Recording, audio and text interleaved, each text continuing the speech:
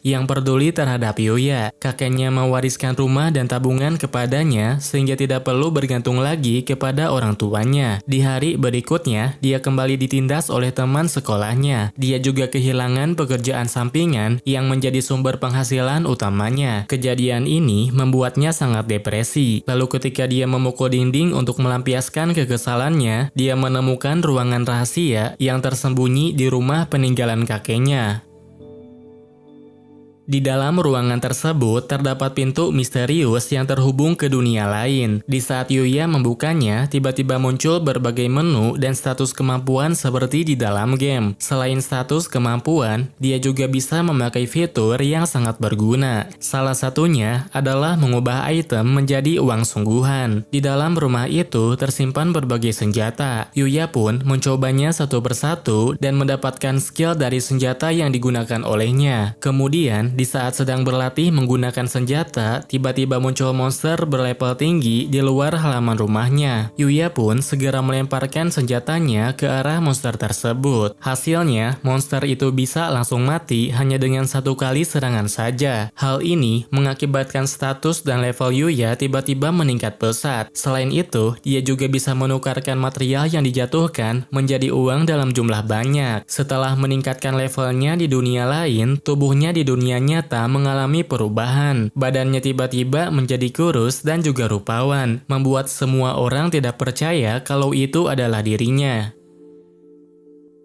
Ketika Yuya sedang berbicara dengan teman-temannya, murid dari sekolah lain tiba-tiba menghampirinya. Murid itu bernama Honjo Kaori. Dia adalah anak cewek yang diselamatkan oleh Yuya ketika digoda oleh laki-laki. Ayahnya Kaori adalah kepala sekolah di Akademi Elit Osei. Dan ketika dia mendengar kalau Yuya telah melindungi putrinya dari orang jahat, beliau ingin mengundangnya ke Akademi Elit tersebut. Oleh karena itu, mereka memutuskan untuk langsung mengajak Yuya mengunjungi Akademi Osei. Kepala sekolah sangat berterima kasih kepadanya. Selagi semua orang menutup mata, hanya dia saja yang langsung bertindak terhadap Kaori. Oleh sebab itu, Yuya harus bangga akan hal tersebut. Dan berhubung sekolah mereka sangat menekan moral yang baik, kepala sekolah menyambut Yuya untuk bersekolah di sana. Dikarenakan Yuya masih belum bisa memutuskannya, dia diberi kesempatan untuk menghadiri kelas selama seharian.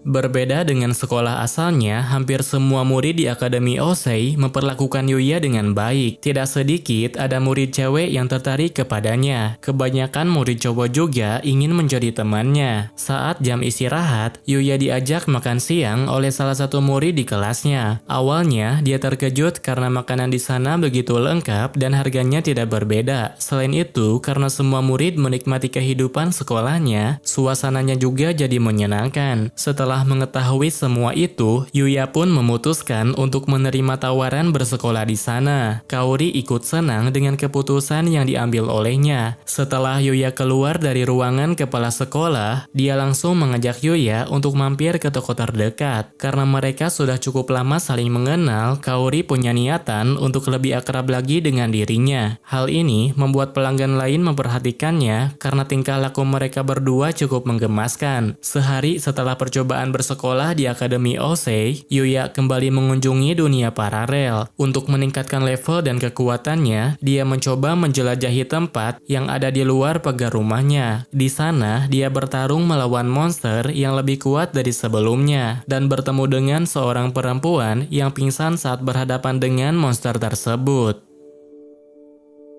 Perempuan yang diselamatkan oleh Yuya adalah putri dari kerajaan. Dikarenakan para pengawalnya sudah datang, Yuya memutuskan untuk bersembunyi dan kembali ke dunia asalnya. Ketika sedang merapikan pakaian, Yuya berpikir untuk membeli pakaian baru saja. Meskipun menurut status pakaiannya tidak akan kotor, dia tidak ingin terlihat memakai pakaian yang sama di setiap harinya. Ketika berada di tempat perbelanjaan, hampir semua orang menatapinya. Mereka tertarik untuk mendekati Yuya karena auranya mirip seperti orang terkenal. Di tempat yang sama sedang diadakan pemotretan, tapi mereka mengalami masalah serius karena model mereka datang terlambat. Tak tahan dengan sikap buruk model tersebut, ketua mereka memutuskan untuk mencari penggantinya secara acak. Di saat itulah, mereka menemukan Yuya sedang mencari pakaian baru. Mereka langsung memintanya untuk mengikuti pemotretan, menggantikan model mereka yang datang terlambat. Saat itu, Yuya dipasangkan dengan model profesional yang bernama Miu, dan dalam pemotretan itu, dia mendapatkan peran sebagai pacarnya.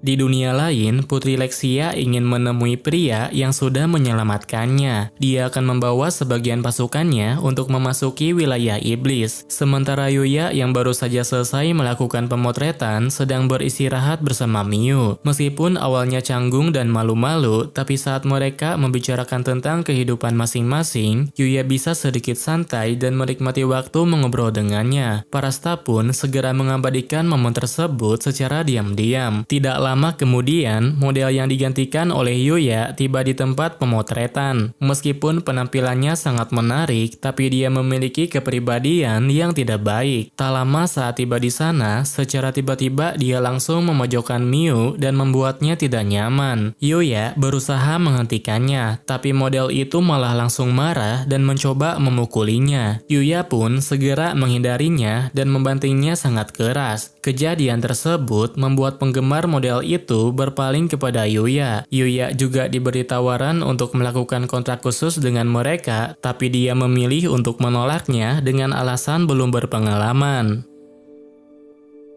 Setelah mengikuti pemotretan, Yuya mendapatkan banyak pakaian sebagai bayaran atas pekerjaannya. Berhubung pakaiannya sudah lengkap, dia pun pergi ke dunia lain untuk meningkatkan level dan kekuatannya. Putri Lexia beserta pengawalnya sedang menjelajahi wilayah itu. Di saat mereka mengalami kesulitan, Yuya kembali menyelamatkan mereka dan mengalahkan semua monster yang menyerang. Setelah semua monster berhasil dikalahkan, Lexia tiba-tiba melamar Yuya untuk menikah dengannya. Dia langsung mengutarakan perasaannya tanpa memperdulikan kedudukannya. Yuya sangat menghargai perasaannya, tapi kalau diajak menikah sekarang, dia merasa masih terlalu awal. Lexia tidak menyerah begitu saja. Dia memutuskan untuk memulainya menjadi teman dan berencana untuk merebut hatinya pada pertemuan selanjutnya. Pada hari berikutnya, Yuya mulai bersekolah di Akademi Osei. Namun, dikarenakan belum punya baju olahraga, dia hanya bisa menonton teman-teman yang sedang bermain bola.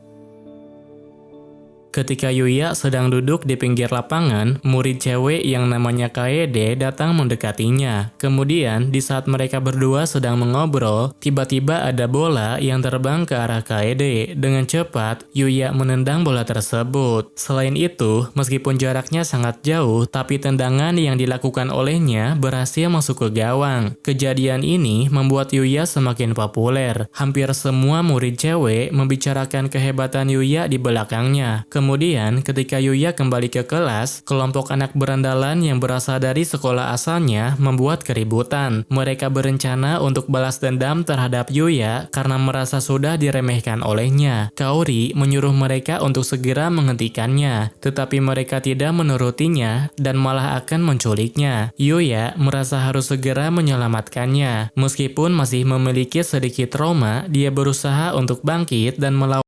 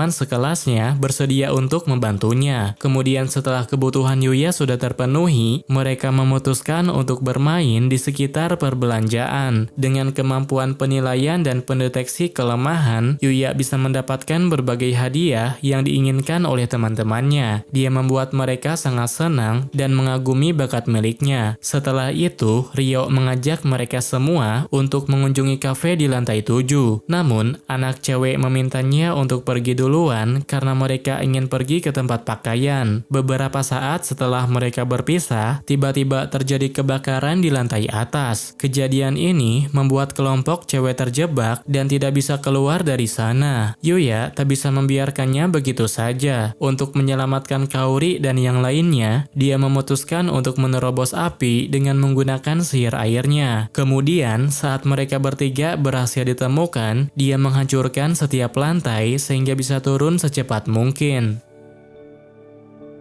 Beberapa hari sebelum melakukan praktik lapangan, Yuya menjelajahi dunia lain untuk mengembangkan kemampuan sihirnya. Dengan membayangkan tempat yang ingin dia kunjungi, dia bisa menciptakan sebuah portal yang terhubung dengan tempat tersebut. Semakin hari, kerjasama dia dan peliharaannya jadi semakin kompak. Namun, ketika Yuya mengajaknya pulang, Naik tidak mau menurutinya. Dia malah lari ke suatu tempat yang dipenuhi oleh monster. Selain monster, di sana juga ada seorang cewek yang sudah tidak berdaya. Di saat cewek itu tidak bisa lagi melawan, Yuya segera menyelamatkannya dari sekumpulan goblin yang mengerumuninya. Setelah itu, Yuya membawanya ke tempat yang aman. Di saat cewek itu tersadar, dia juga memberikan herba pemulihan total untuk menyembuhkan semua lukanya. Cewek itu bernama Luna. Dia sedang berlatih di wilayah iblis untuk meningkatkan kekuatannya. Luna tidak bisa kembali ke kota dengan keadaan seperti itu. Dia ingin membasuh dirinya supaya tubuhnya kembali bersih. Kebetulan, Yuya memiliki alat untuk membuat kolam pemandian. Dia memperbolehkan Luna menggunakan pemandian itu untuk membersihkan badannya.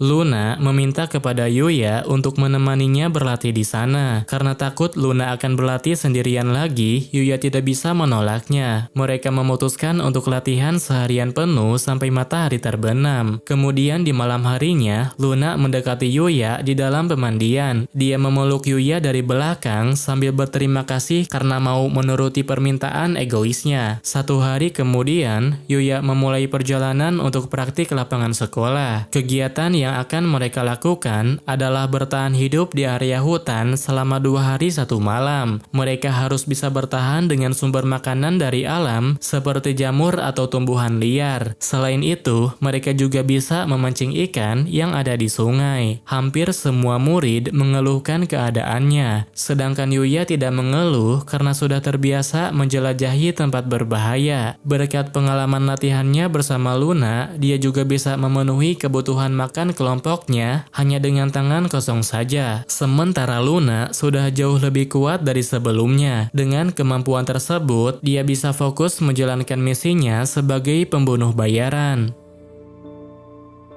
Yuya dan Kaede menangkap ikan berjumlah banyak, sedangkan Rin dan Akira mengumpulkan jamur dan tumbuhan liar. Dikarenakan hanya Yuya saja yang bisa memasak, maka dia sendiri yang akan memasaknya. Tapi sebelum melakukannya, mereka harus menunjukkan bahan-bahan kepada guru terlebih dahulu. Saat diperiksa, hasilnya cukup memuaskan. Mereka menjadi satu-satunya kelompok yang semua bahan makanannya aman dimakan. Namun, gurunya memperingati mereka supaya tidak lengah. Gurunya bilang masakan yang mereka buat akan jadi bahan penilaian. Di malam harinya, Yuya mulai masak berbagai makanan. Dia membuat teman-teman dan gurunya terdiam karena masakannya lebih enak dari koki profesional. Guru Sawada tidak menyangka ada orang yang bisa membuat masakan selezat itu. Oleh karena itu, dia langsung melamar Yuya untuk menikah dengannya. Teman-teman Yuya dan guru yang lain berusaha untuk menyadarkannya, tapi Sawada tidak menyerah dan terus menggoda muridnya tersebut. Kemudian, setelah situasinya sedikit tenang, Yuya pulang ke rumah menggunakan portal untuk memberi makan peliharaannya. Pada hari berikutnya, terjadi peristiwa di mana barang-barang beberapa siswa hancur berantakan. Di saat yang lainnya sibuk mencari pelakunya, Yuya dan kelompoknya malah melanjutkan kegiatan seperti biasa. Lalu, di saat mereka tengah mencari tumbuhan liar, Akira melihat batang pohon yang dipenuhi bekas cakaran. Ternyata, itu adalah bekas cakaran beruang yang sedang mencari makanan di sekitar sana. Seketika, Kaede dan Rin berteriak dan segera lari dari sana. Murid yang lainnya juga segera pergi ke tempat yang aman karena beruang itu mengejar mereka. Guru Sawada berusaha membantu kelompoknya Yuya, tapi dia malah terjatuh sehingga Yuya harus kembali dan melawan beruang tersebut. Berkat Yuya, Sawada baik-baik saja. Beruang itu juga bisa diamankan supaya tidak menyerang manusia lagi. Setelah itu, praktik lapangan mereka berakhir. Yuya harus mengunjungi dunia lain karena punya janji untuk bertemu dengan raja. Namun, ketika Yuya bertemu dengan Putri Lexia, ada pembunuh bayaran yang mengincar Putri Lexia. Orang itu adalah Luna atau teman latihan sementaranya. Karena khawatir dengan kondisi Luna, Yuya segera membawanya ke rumah dengan memakai sihir teleportasinya. Hal ini membuat Lexia bertanya-tanya sihir apa yang digunakan olehnya. Lalu, setelah Yuya menjelaskannya, dia dilarang menggunakan sihir itu terutama di tempat umum. Alasannya adalah karena teleportasi termasuk sihir legendaris yang dapat memicu perselisihan. Sementara untuk masalah Luna, dia tampak sudah siap untuk menerima segala hukuman. Tapi Lexia memilih untuk memaafkannya dan memutuskan untuk menjadikan dia sebagai pengawalnya. Dengan demikian, seseorang yang memberi perintah tidak bisa berbuat macam-macam. Yuya juga tidak menganggap Luna sebagai orang jahat. Meskipun pertemuan mereka sangat singkat, tapi dia tetap menganggap Luna sebagai teman berharga. Luna mencari berbagai alasan untuk menolak tawaran Lexia, tapi karena Lexia keras kepala, maka dia terpaksa harus menjadi pengawal pribadinya. Selain itu, Lexia juga mengetahui kalau Luna punya perasaan terhadap Yuya. Oleh karenanya, mereka memutuskan untuk saling bersaing dalam memperebutkan hatinya Yuya. Pada hari berikutnya, mereka berkumpul lagi dengan kesatria kerajaan. Ketika ditanya siapa perempuan yang di belakangnya, Lexia tidak sengaja mengatakan kalau dia itu pembunuh bayaran yang kemarin mengincarnya. Hal ini membuat pengawalnya langsung waspada dan menodongkan senjata kepada Luna. Untung saja, Lexia bisa mengatasi situasi tersebut dengan menjelaskan kalau mereka sudah berdamai dengan Luna dan sudah menjadikan Luna sebagai pengawalnya. Lexia bisa menghentikan para kesatria supaya tidak menyakitinya. Setelah itu, Yuya diundang pergi ke istana. Sayangnya, dia tidak bisa pergi ke sana karena hari liburnya sudah berakhir. Sebagai gantinya, dia pasti akan pergi ke ibu kota jika sudah punya waktu luang. Sebelum berangkat sekolah, Yuya menyempatkan sedikit waktunya untuk berendam di kolam pemandian. Setelah itu, dia segera pergi ke sekolah dengan memakai sihir teleportasinya. Jadwal kegiatan hari ini sedikit berbeda dari biasanya. Mereka sedang melakukan turnamen olahraga yang diikuti antar kelas. Dalam kompetisi tersebut, Ryo cukup menarik perhatian, namun Yuya tetap paling menonjol melebihi siapapun. Ketika Yuya pulang sekolah, dia diberi tawaran oleh agensi untuk berkarir di dunia hiburan. Sejak awal, Yuya sama sekali tidak tertarik dengan dunia hiburan. Untuk saat ini, bisa bersekolah dengan normal saja sudah membuatnya tenang. Oleh sebab itu, dia memutuskan untuk menolak tawaran tersebut. Meskipun Yuya sudah menolaknya, presidir dari agensi tersebut tidak mau menyerah. Mereka memutuskan untuk menghadiri turnamen olahraga demi mendapat kesempatan untuk memotret Yuya. Di malam harinya, Yuya memasuki dunia lain. Dia membasmi berbagai monster untuk mengasah kemampuan sihir dan penggunaan senjatanya. Namun, sebanyak apapun monster yang dia kalahkan, levelnya sudah tidak lagi meningkat. Lalu di saat dia sudah kehabisan cara untuk meningkatkan kekuatannya, tiba-tiba muncul monster peringkat SS yang sangat sulit dikalahkan. Dengan kekuatannya yang sekarang, Yuya belum bisa mengalahkannya, tapi dia dan peliharaannya berhasil selamat berkat ada kelinci yang membantunya. Kelinci itu bukanlah hewan biasa. Dia termasuk sebagai salah satu makhluk terkuat yang sudah menyandang gelar dewa. Setelah memperhatikannya sejak lama, kelinci itu memutuskan untuk menjadikan Yuya sebagai penerusnya. Untuk itu, dia mulai melatihnya dengan keras supaya kekuatannya bisa meningkat. Setelah kemampuannya ada peningkatan, Yuya langsung berhadapan lagi dengan monster babi hutan peringkat tinggi. Meskipun terlihat kesulitan, tapi dengan mengerahkan seluruh kemampuannya, dia pun berhasil mengalahkannya. Dengan mengalahkan monster peringkat SS, maka status kemampuan Yuya ada peningkatan. Dia mengalami evolusi ras untuk menjadi manusia yang lebih unggul. Yuya khawatir jika penampilannya akan berubah, tapi untung saja perubahan evolusi hanya terjadi pada kekuatan fisik saja. Namun, hal ini menjadi masalah yang cukup serius. Dia jadi kesulitan untuk mengontrol kekuatannya dan mengganggu aktivitas kesehariannya. Contohnya, ketika dia ikut turnamen olahraga, Yuya membuat murid lain ketakutan karena pergerakannya bisa menghancurkan area lapangan. Sementara Kaori menunjukkan sikap yang sebaliknya. Setelah kegiatan mereka selesai, dia mendekati Yuya lagi dan mengajaknya pulang bersama. Berhubung sebentar lagi akan diadakan ujian, Yuya menjadi agak cemas karena tidak pandai matematika. Mengetahui hal tersebut, Kaori langsung mengajak Yuya untuk belajar di rumahnya. Kegiatan belajar tersebut bisa dibilang lancar. Namun, ketika Kaori izin ke toilet, dia malah memasuki ruangan rahasia dan melihat gerbang dunia lain. Yuya tidak berniat untuk merahasiakan itu kepada Kaori. Dia memberitahu tentang kebenaran dunia tersebut dan mengizinkannya masuk ke sana.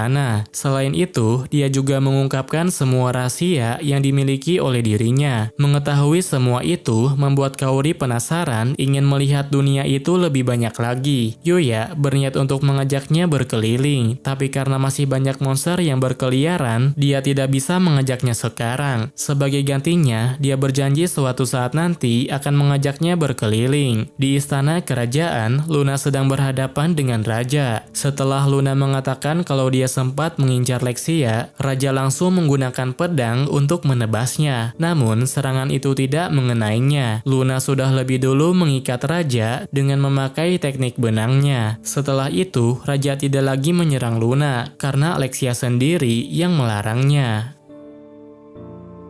Setelah gagal membunuh Lexia, kliennya memutuskan untuk segera menyerang istana. Mereka berencana akan menyerang raja, lalu melimpahkan semua kesalahannya kepada Yuya. Sementara Yuya yang memiliki banyak waktu luang akan mengunjungi ibu kota. Tapi sebelum pergi ke sana, dia harus menyiapkan perbekalan dengan menjual barang yang berasal dari dunia asalnya. Di saat Yuya mengunjungi suatu toko, pemilik toko itu beranggapan kalau dia bangsawan yang menyamar. Yuya membantah hal tersebut, tapi pemilik toko itu tidak percaya karena barang yang dia jual termasuk barang yang mahal. Berkat pedagang itu, Yuya tidak perlu khawatir lagi soal uang. Dia bisa melanjutkan perjalanan menuju ibu kota tanpa ada hambatan. Kemudian, saat dia tiba di ibu kota, dia langsung menemui raja di istana. Tanpa banyak basa-basi, raja langsung melampiaskan amarahnya karena beranggapan Yuya sudah berani menggoda putrinya. Tidak lama setelah itu, tiba-tiba mereka dikepung oleh kelompok pembunuh bayaran. Pembunuh itu berniat untuk menyerang dengan memasang suatu penghalang yang dapat memblokir sihir. Meskipun tanpa sihir, Yuya masih bisa melawan mereka. Dengan cepat, dia melumpuhkan mereka satu persatu sampai semuanya tumbang. Setelah diselidiki, mereka bisa mengetahui kalau pangeran pertamalah yang merencanakan pembunuhan tersebut. Yuya diminta oleh mereka untuk membantu mereka menyelesaikan kekacauan itu. Namun, meskipun situasinya belum cukup aman, Lexia malah mengajak Yuya untuk jalan-jalan berkeliling kota. Bahkan, dia sampai bersaing dengan Luna karena sama-sama ingin menghabiskan waktu berduaan dengannya. Selain jalan-jalan di pusat kota, mereka juga mendaftar di Serikat Petualang. Saat mendaftar, mereka harus menuliskan kemampuannya, lalu menggunakan bola kristal untuk mengetahui kapasitas energi sihir mereka. Sebagai orang yang tidak terlalu mahir menggunakan sihir, hasil tes Luna biasa-biasa saja. Tapi saat giliran Yuya telah tiba, dia membuat semua orang terkejut karena kapasitas sihirnya terlalu besar sehingga mengakibatkan kristal rusak. Selain itu, dia juga menguasai berbagai elemen yang biasanya muncul dalam legenda.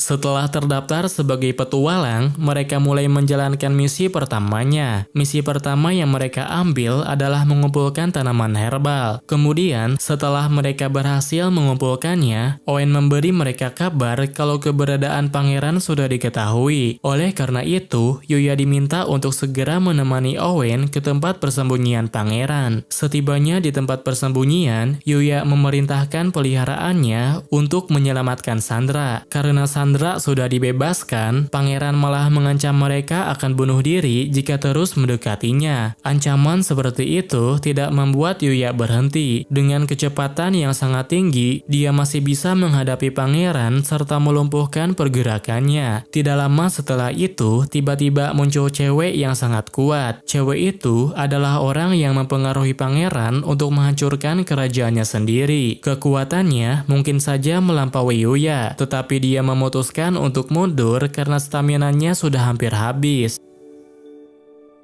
Ketika raja sedang membicarakan hukuman untuk Pangeran Rhaegar, dia tidak sanggup menatapnya karena kondisi tubuhnya sangat mengkhawatirkan. Semua luka yang dialami oleh pangeran ternyata disebabkan oleh energi sihirnya Lexia yang dulu pernah tidak terkendali. Hal itu menjadi salah satu pemicu kenapa insiden ini bisa terjadi. Sebelum raja memberikan hukuman, Yuya mencoba memberikan ramuan yang bernama herba pemulihan total. Dengan ramuan tersebut, maka seluruh luka yang dialami oleh pangeran bisa sembuh seketika. Meski lukanya sudah sembuh, pangeran tidak bisa lolos dari eksekusi. Oleh karena itu, pangeran merasa semuanya jadi sia-sia. Kemudian, Lexia bilang kepada ayahnya kalau dia memaafkan kesalahan kakaknya. Lexia memaksa ayahnya untuk meringankan hukuman kakaknya dan tidak memberikan hukuman mati.